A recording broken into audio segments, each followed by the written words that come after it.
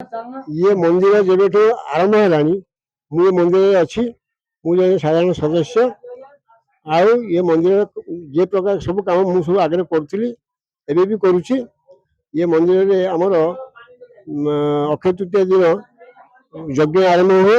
माँ को पूजा आरंभ हुए सब किसी हुए 3 दिन ये खावा पीवार बंदोबस्त हुए प्रत्येक लोक आसिक भोजन करती आउ मंदिर आमर आराम भल चली केमी आग को ये मंदिर आ भल हम से आम सब चेष्टा अच्छु आदि ये पारता माने आमे टिके बहुत उपकृत हो माँ मंगला मंदिर वार्षिक उत्सव आज को प्राय 30 वर्ष हम पालन करुच्छी एवं यही उत्सवटी अक्षय तृतीया दिन ही आरंभ होता है एवं 3 दिन धरी एठारे समारोह महासमारोह यज्ञ चली था ये यज्ञ चली समय एठारे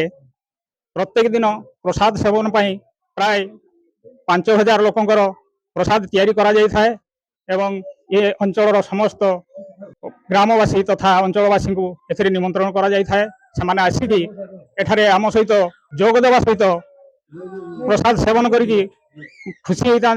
एवं आमको यही वार्षिक उत्सव पालन में से पूर्ण मात्रा सहयोग करि तेणु यह केमिति आग को सुरुखुरु चली पार एप्रति ध्यान देवाई आमर समस्त माँ मंगला मंदिर कमिटर सदस्य मानक मु विशेष अनुरोध करी एवं यह जमीती आग को भल भाव आउ अधिक मात्रा एथिरे कौन सी प्रकार विनियोग हो पार